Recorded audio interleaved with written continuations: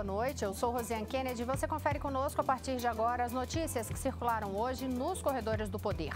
TRF4 homologa a delação premiada do ex-ministro Antônio Palocci. Assassinato de Marielle Franco completa 100 dias. Os detalhes você confere com a gente a partir de agora aqui, diretamente de Brasília, pela TV Brasil, pela Rádio Nacional e emissoras públicas de todo o país. A gente abre o jornal falando de Lava Jato, dessa decisão sobre a delação do ex-ministro dos governos Dilma e Lula, Antônio Palocci. O desembargador João Pedro Gebran Neto, do Tribunal Regional Federal da 4ª Região em Porto Alegre, homologou os depoimentos de delação premiada do ex-ministro. Ele está preso desde setembro de 2016.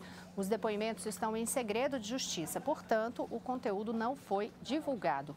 O acordo de delação foi fechado com os delegados responsáveis pelas investigações da Lava Jato após os procuradores do Ministério Público Federal rejeitarem o acordo. Palocci foi condenado pelo juiz Sérgio Moro a 12 anos, 2 meses e 20 dias de prisão por corrupção passiva e lavagem de dinheiro em um dos processos da operação. E mais uma decisão da Justiça, o ministro do Superior Tribunal de Justiça, Herman Benjamin, enviou à primeira instância 2 ações penais contra o governador de Minas Gerais, Fernando Pimentel, do PT. As decisões foram tomadas após o STJ entender esta semana que a restrição do foro privilegiado deve ser feita também em relação a governadores e conselheiros de tribunais de contas. Na ocasião, ficou decidido que somente deve permanecer no tribunal os processos sobre supostos crimes cometidos durante e em razão do cargo. Os processos contra Pimentel, enviados à primeira instância, no entanto, são referentes à suspeita de desvios de recursos quando ele era ministro do Desenvolvimento, Indústria e Comércio Exterior, entre janeiro de 2011 e fevereiro de 2014, no governo Dilma Rousseff. Em uma das ações, o governador Fernando Pimentel é acusado de favorecer a empresa Odebrecht e, na outra, a companhia do ramo de veículos Caoa. Em troca, ele teria, ali, segundo a acusação, ele teria recebido quantias milionárias em propina por meio de caixa 2 de campanha. Pimentel sempre negou qualquer ilícito. Além desses processos, o governador é alvo de, ao menos, outras 4 investigações no STJ. Eu ainda tenho mais uma decisão judicial que foi divulgada há pouco. O ministro do Supremo Tribunal Federal, Edson Fachin, que é relator da Operação Lava Jato no Supremo, determinou hoje o arquivamento de uma investigação da Procuradoria-Geral da República sobre um manuscrito apreendido no gabinete do senador Ciro Nogueira, que é do PP do Piauí. Esse manuscrito citava o presidente da República, Michel Temer. O material foi apreendido em abril, durante aquelas buscas que foram feitas pela Polícia Federal com autorização do STF. Na diligência, os agentes encontraram um texto com as expressões, vou citar aí em aspas, tá? Fundo 1000, IMP 200, RT 200, um espaçamentozinho ali, um 2, aí Temer 300, 300, fecha aspas. Fachin seguiu o entendimento da Procuradoria-Geral da República, que pediu o arquivamento ao Supremo por entender que não havia provas. Ciro Nogueira e o deputado federal Eduardo da Fonte, que é do mesmo partido dele, foram denunciados ao STF, acusados de tentarem embaraçar a investigação criminal. Eles negam a acusação. E agora a gente fala de segurança, fala de noticiário no Rio de Janeiro e aí a gente vai lembrar um assunto importante no que tem respeito aí esta semana, que é o fato de completar hoje 100 dias da morte da vereadora Marielle Franco. Quem traz os detalhes para a gente é Maurício de Almeida. Boa noite, Maurício. Boa noite, Rosiane. São 100 dias da morte da vereadora Marielle Franco, do motorista Anderson Gomes. 100 dias sem uma resposta. A polícia ainda não conseguiu descobrir quem mandou matar e quem foram os assassinos da vereadora e do motorista. Por enquanto, as investigações seguem sob sigilo. O ministro da Segurança, Raul Jungmann, diz que uma resposta está perto de acontecer, que essas investigações estão avançadas. Por enquanto, o que foi revelado é que uma submetralhadora foi utilizada no crime. A polícia também sabe qual foi o carro utilizado pelos assassinos e fez uma reconstituição do crime. Mas a investigação encontra dificuldades, principalmente porque no local onde a vereadora foi assassinada não existiam câmeras para gravar a ação dos bandidos. A polícia também ouviu diversos depoimentos e uma testemunha apontou que o vereador Marcelo Siciliano e o miliciano Orlando Curicica, que está preso, seriam os mandantes do crime. Mas, segundo o Ministério Público, esse depoimento é fraco e a testemunha poderia estar agindo apenas para incriminar o vereador e o miliciano por causa que teria outros interesses. A polícia continua investigando e tentando elucidar esse crime. Na internet, hoje, diversos artistas, representantes de organizações civis fizeram manifestações cobrando uma resposta para o crime. A Anistia Internacional também vem pressionando bastante tanto o Ministério Público quanto a Polícia do Rio de Janeiro para chegar a uma conclusão. E a Comissão Externa de Deputados da Câmara, aí de Brasília, também está acompanhando as investigações do caso Marielle. Agora vamos falar sobre uma ação da Polícia Civil que aconteceu essa semana aqui no Rio de Janeiro, no Complexo de Favelas da Maré. Durante essa ação, 7 pessoas acabaram morrendo. Segundo a polícia, 6 dessas vítimas eram traficantes, mas uma das vítimas foi atingida por uma bala perdida, o estudante Marcos Vinícius, de 14 anos. Ele foi atingido por essa bala perdida e acabou morrendo.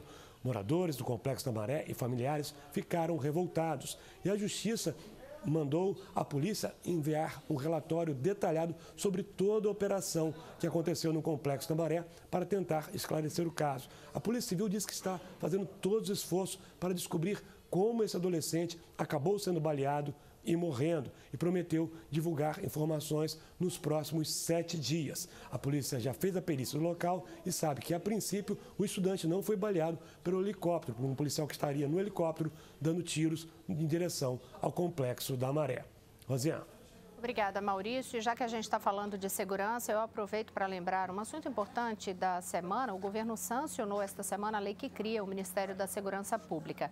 A pasta criada por medida provisória no início deste ano, dias depois de o governo anunciar a intervenção federal na segurança do Rio de Janeiro.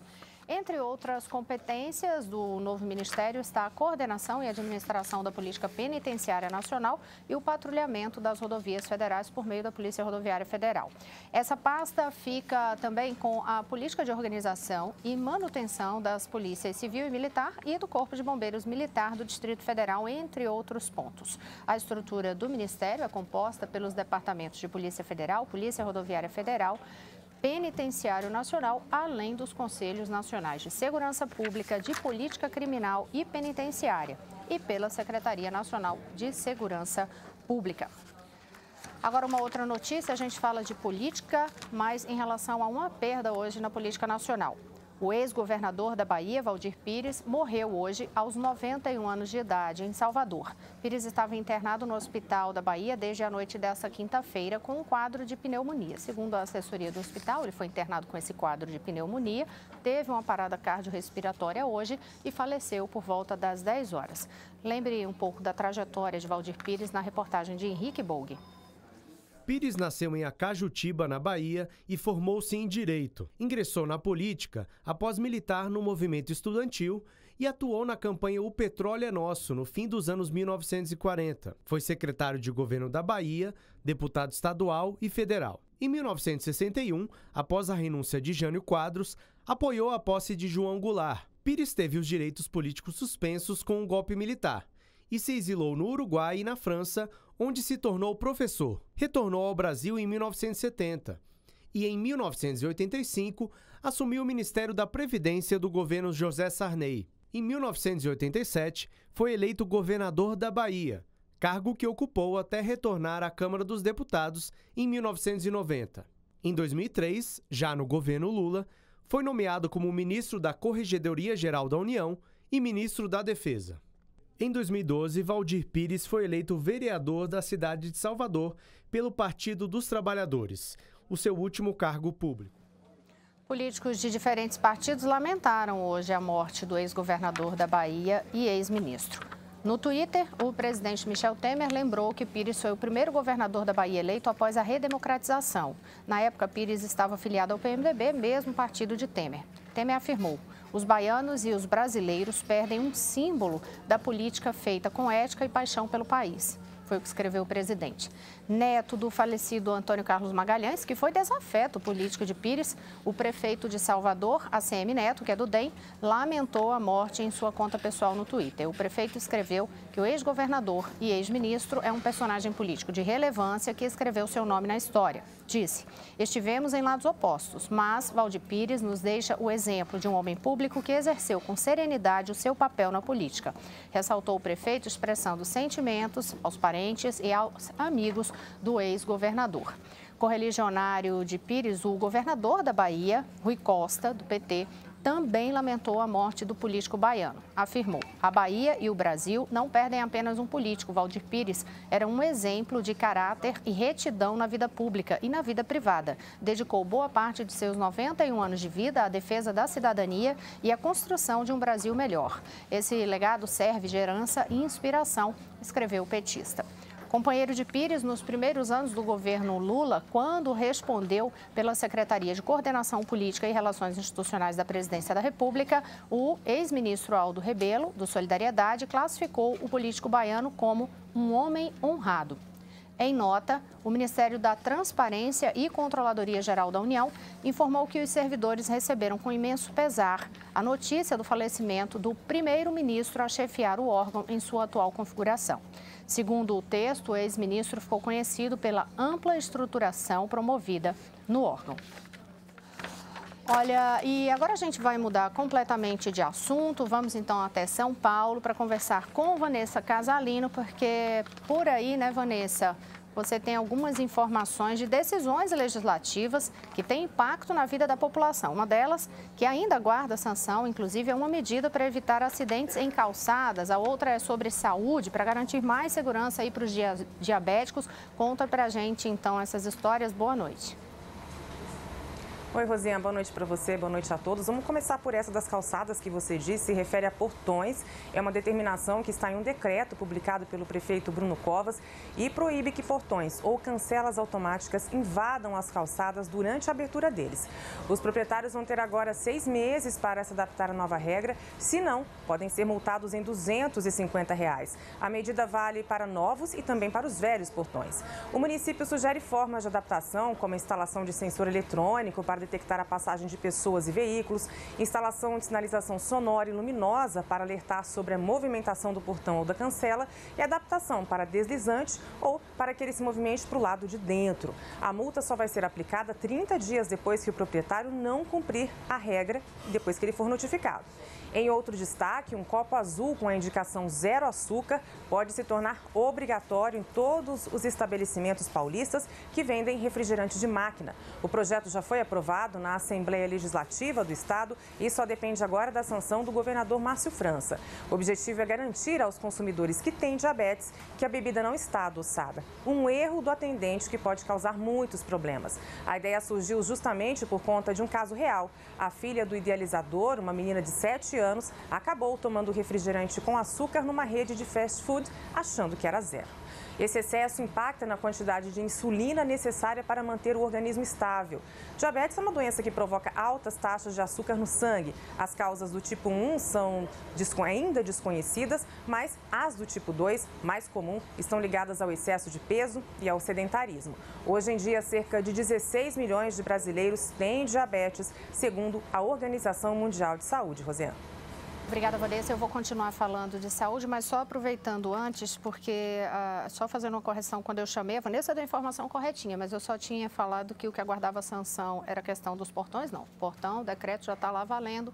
O que aguarda sanção é essa questão dos copos azuis. E aí sim, a gente segue falando de saúde. O SUS, Sistema Único de Saúde, incorporou novos tratamentos para doenças raras. Quem tem os detalhes é Daniele Popov, que está aqui ao meu lado. Boa noite, Oi, Dani. Rosiane, boa noite para você, boa noite a todos. E, segundo o Ministério da Saúde, os tratamentos estarão disponíveis a partir do segundo semestre no SUS.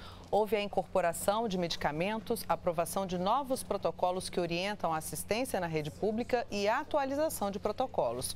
Com as alterações, por exemplo, os protocolos para a síndrome de Turner e a hepatite autoimune foram atualizados. Dados da Organização Mundial da Saúde apontam que as doenças raras afetam até 65 pessoas em cada grupo de 100 mil indivíduos, sendo 80% decorrentes de fatores genéticos. No Brasil, cerca de 13 milhões de pessoas têm doenças raras. O Ministério da Saúde informou que desde 2014 o SUS incorporou 19 exames de diagnóstico e 11 medicamentos, além de organizar a rede de assistência a doenças raras no Brasil. O país conta atualmente com 7 serviços de referência nesse tipo de atendimento. E terminou hoje a campanha nacional de vacinação contra a gripe. 45 milhões e 800 mil pessoas, de um total de 54 milhões e 400 mil, receberam a dose da vacina, segundo o Ministério da Saúde. Mesmo com a prorrogação da campanha 2 vezes, as crianças registraram menor cobertura vacinal. 3 milhões e 600 mil menores de 5 anos não foram imunizados contra a gripe. O Ministério da Saúde já registra 44 mortes de crianças com até 5 anos por complicações relacionadas à gripe. O número é mais do que o dobro do mesmo período do ano passado. A partir da próxima semana, o Ministério da Saúde recomenda aos municípios que ainda tiverem doses disponíveis a ampliação da vacinação para crianças de 5 a 9 anos de idade e aos adultos de 50 a 59 anos de idade. Rosiane. Obrigada, Daniela Popov. E a gente muda de saúde para educação, que é sempre um dos destaques da Rádio Nacional. Hoje quem traz as notícias direto do estúdio é Vitor Ribeiro. Boa noite, Vitor. Oi, boa noite, Rosiane.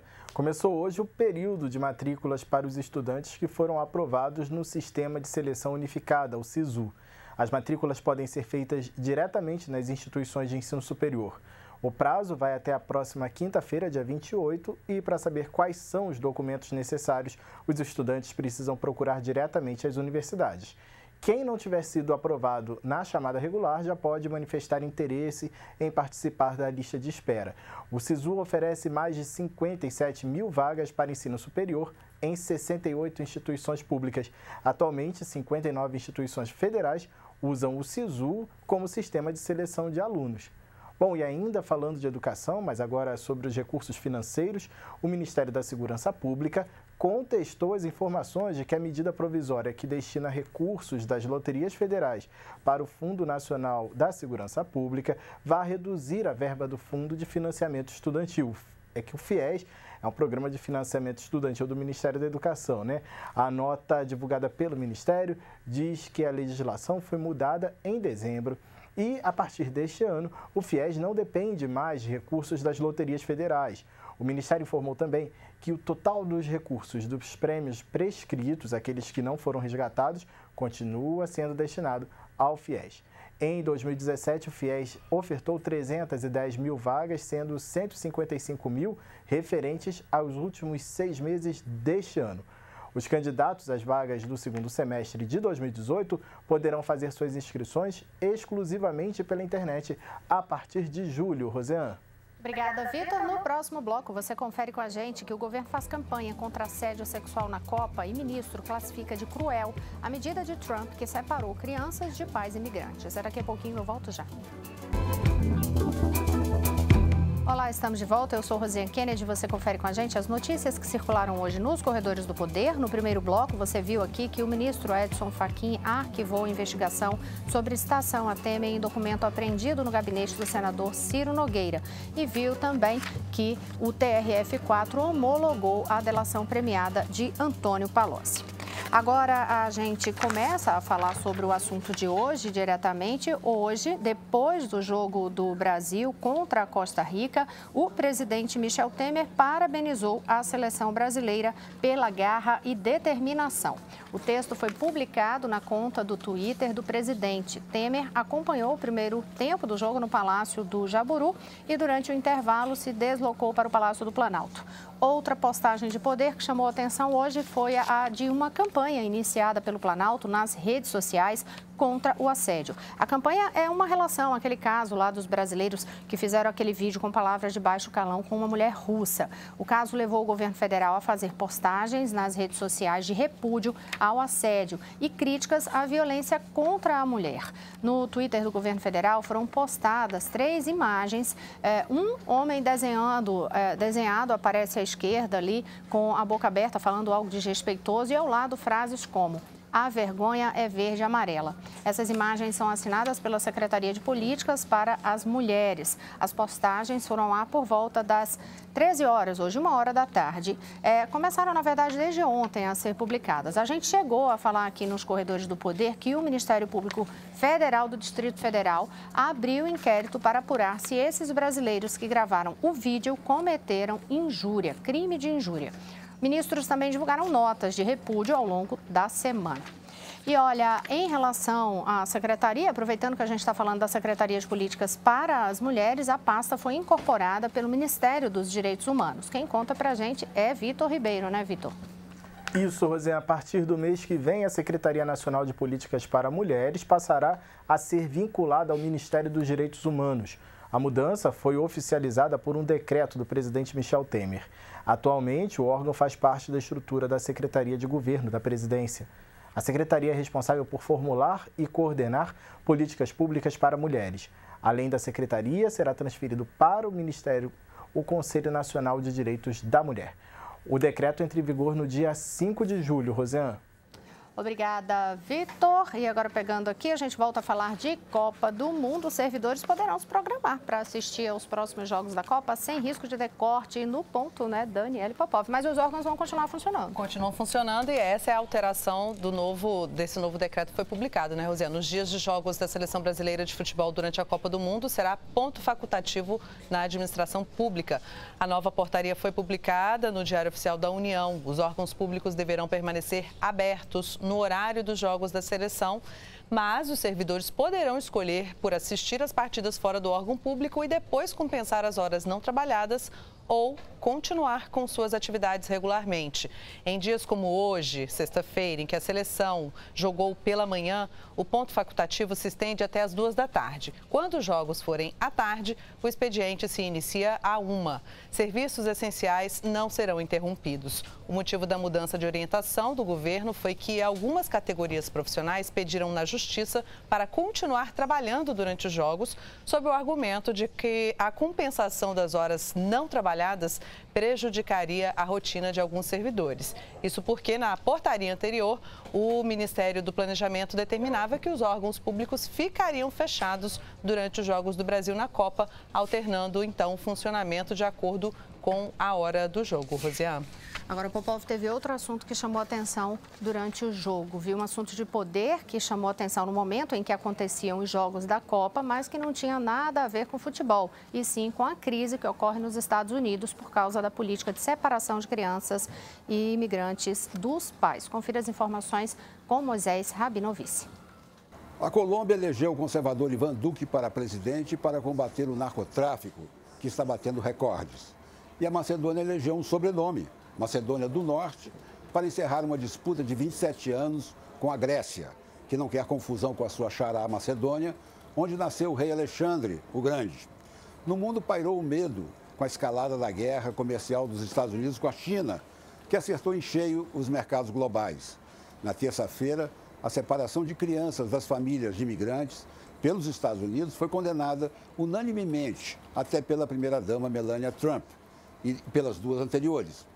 O presidente Trump defendeu a política de tolerância zero que herdou de governos passados, mas acabou recuando sob forte pressão interna e externa.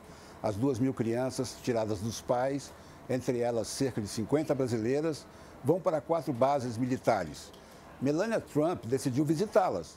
Pena que vestiu um casaco em que se lia: "Eu realmente não me importo". E você? A Argentina também viveu uma contradição. Acordou com um empréstimo do FMI já depositado e foi goleada pela Croácia por 3-0 na Copa da Rússia. A Guatemala enterrou uma centena de mortos de seu vulcão. A Síria foi acusada pela ONU de ter usado gás em 2 ataques em subúrbios da capital Damasco. E o solstício marcou o início de novas estações ao norte e ao sul. Para encerrar a semana, a União Europeia retaliou os Estados Unidos sobretaxando a exportação de motocicletas Harley-Davidson, Bourbon, suco de laranja e pasta de amendoim, num total de 3 bilhões e 400 mil dólares. O detalhe: os produtos selecionados atingem territórios políticos dos líderes do Senado e da Câmara muito próximos de Donald Trump. Olha, aí ainda sobre esse assunto Estados Unidos, eu vou destacar aqui que é o seguinte, essa história aí de que eu não me importo, que estava inclusive no casaco aí da primeira-dama, isso acontecia justamente naquela hora do jogo, enquanto estava todo mundo aqui assistindo o Brasil, Brasil jogando ali em campo, aí teve essa situação lá nos Estados Unidos que terminou causando mais uma situação de repúdio. E eu vou destacar também aqui uma manifestação do ministro das Relações Exteriores, Aloysio Nunes, feita ontem à noite, mas que não deu tempo de a gente trazer aqui nos corredores do poder por causa do horário. O ministro Aloysio Nunes disse que o governo federal tem informações sobre a identidade e a localização dos abrigos onde estão as 49 crianças brasileiras que foram separadas dos pais. Segundo o ministro, o governo vai fazer a comunicação entre as crianças e as famílias. Os consulados também deverão prestar assistência jurídica às famílias detidas para que possam tentar legalizar a situação no país ou retornar ao Brasil. O ministro classificou de cruel a ação do governo americano. Abre aspas. Nós vamos continuar acompanhando cada um desses casos e a implementação dessa medida do presidente Trump para reverter isso, que nós consideramos uma medida cruel. Fecha aspas. Aloysio Nunes Ferreira disse que o governo brasileiro não quer politizar excessivamente esse assunto e que tratará do tema em diálogo com o governo norte-americano. Nas últimas 6 semanas, mais de 2.000 crianças de diversas nacionalidades foram separadas dos pais e levadas para abrigos nos Estados Unidos. Vou dar somente mais uma informação referente à internacional. Em relação à internacional, a gente tem uma notícia sobre o México e é referente às eleições lá no México. Falta pouco mais de uma semana para a realização das eleições gerais e pelo menos 22 candidatos e pré-candidatos mexicanos foram assassinados no país. Você confere detalhes no site agenciabrasil.abc.com.br. A gente fica por aqui. Semana que vem, a partir de segunda, Mariana.